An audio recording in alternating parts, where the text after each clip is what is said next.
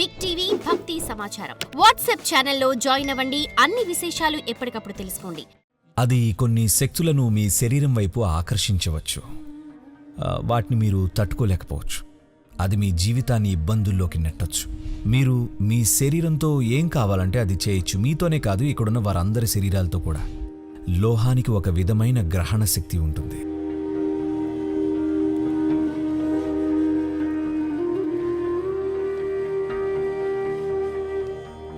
నేను మాట్లాడడానికి సంశయించే అంశం వైపుకి నన్ను తీసుకెళ్తున్నారు. ఎందుకంటే నేను ఇంకా మీ అనుభవంలోకి రాని విషయాల గురించి మాట్లాడడానికి ఇష్టపడను. ఎందుకంటే మీ అనుభవానికి రాని విషయాల గురించి నేను మాట్లాడితే మీకున్న అవకాశం ఒక్కటే. అదేంటంటే నన్ను నమ్మడము లేదా నమ్మకపోవడం. నన్ను మీరు నమ్మితే మీరు సత్యానికి ఏమాత్రం దగ్గరగా వెళ్ళలేరు. మీరు నమ్మకపోతే కూడా సత్యానికి దగ్గరగా వెళ్ళలేరు.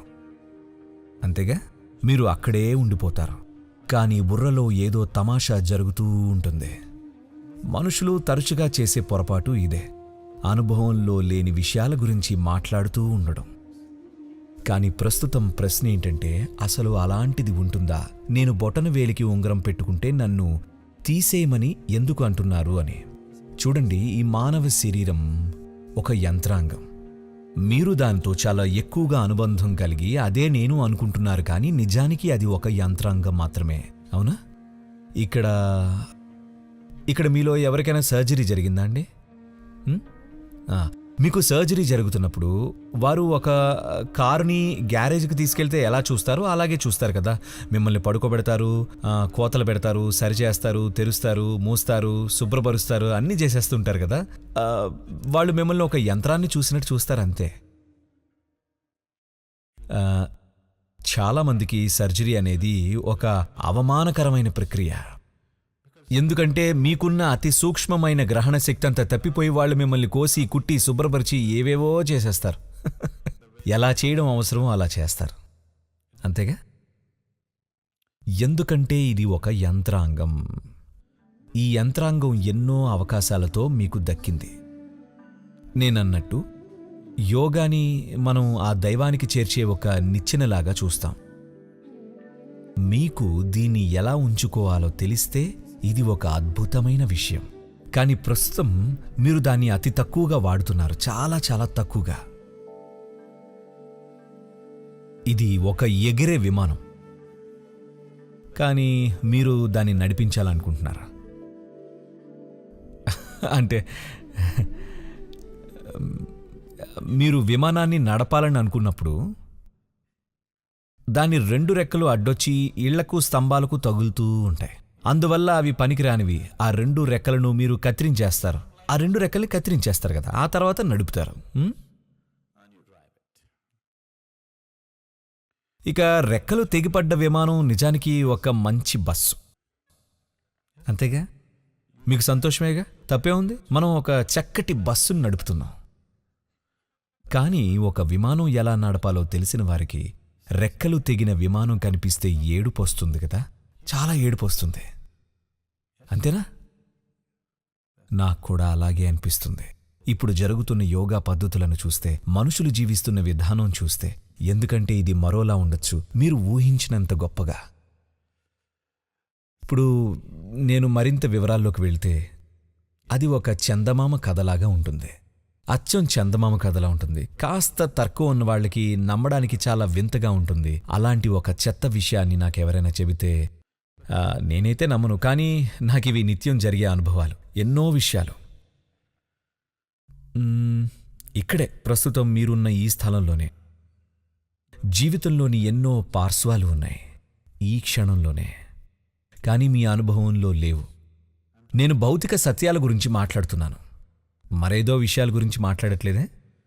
మనం ఇక్కడ కూర్చొని ఈ కార్యక్రమంలో ఉండగా ఎన్నో భౌతిక సత్యాలు ఉన్నాయి. ఇక్కడే ఎన్నో రకాల విషయాలు జరుగుతూ ఉన్నాయి. ఇది చాలా పెద్ద ప్రపంచం, ఎన్నెన్నో పొరలుగా ఒకదానిలో ఒకటి ఇమిడి ఉన్న ప్రపంచం. This is a multi-layered existence, one inside the other. ఇవాళ ఆధునిక విజ్ఞానం దాన్ని గుర్తిస్తుంది కూడా, తెలుసా.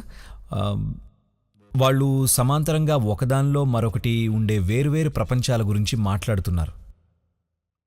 అలానే ఉంది ఇది.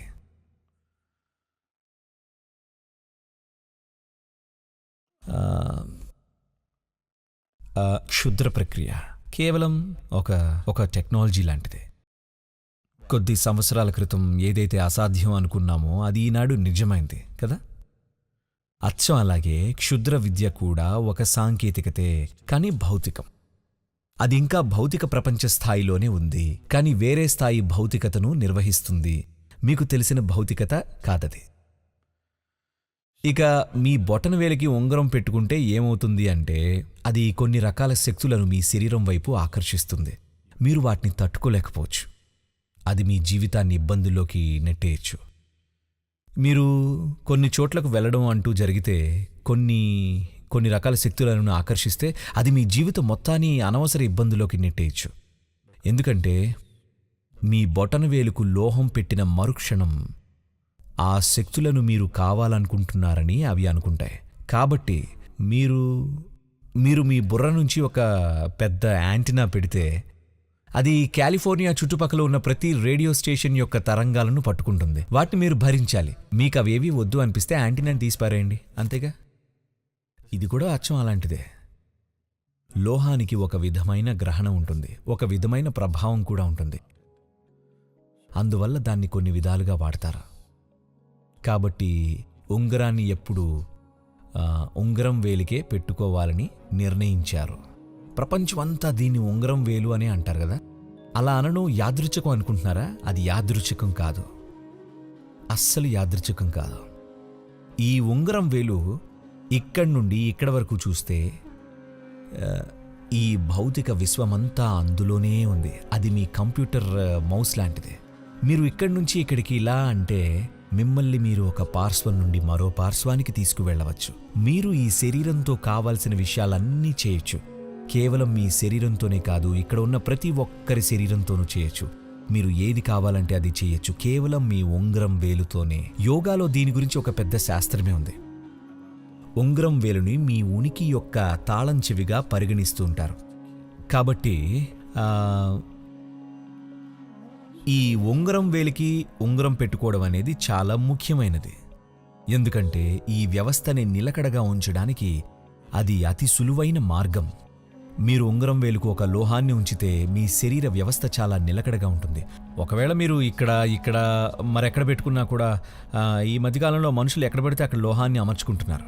వాటి ప్రభావాలు అవి చూపిస్తాయి, కానీ అదే నిర్ణయాత్మకం కాదు కదా. It's not a deciding factor like that. ఇవన్నీ వేసుకొని కూడా మనుషులు మామూలుగానే ఉండొచ్చు. కానీ అది ఎలాంటిదంటే మీరు కారుని చతురస్రంగా ఒక గోడలాగా తయారు చేసుకొని నడపగలుగుతాం కూడా. కానీ అది రెండింతల పెట్రోల్ని తాగేస్తుందంతే.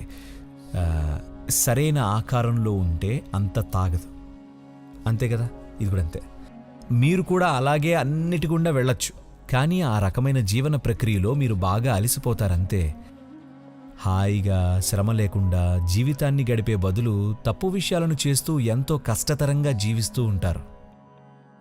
అందరూ జీవిస్తారు, కానీ అందరికీ ఒక రకమైన హాయి ఉండదు కదా, అంతే కదండి. ఎందుకంటే ఈ ప్రపంచంలో మీరు సరైన విషయాలు చేయకపోతే మీకు సరైన విషయాలు జరగవు. బయటైనా లోపలైనా ఏ పార్శ్వంలో అయినా ఎక్కడైనా సరే మీరు సరైన విషయాలు చేయకపోతే మీకు సరైన విషయాలు జరగవు. అది అలానే ఉంటుంది. For more videos like this, subscribe Big TV channel.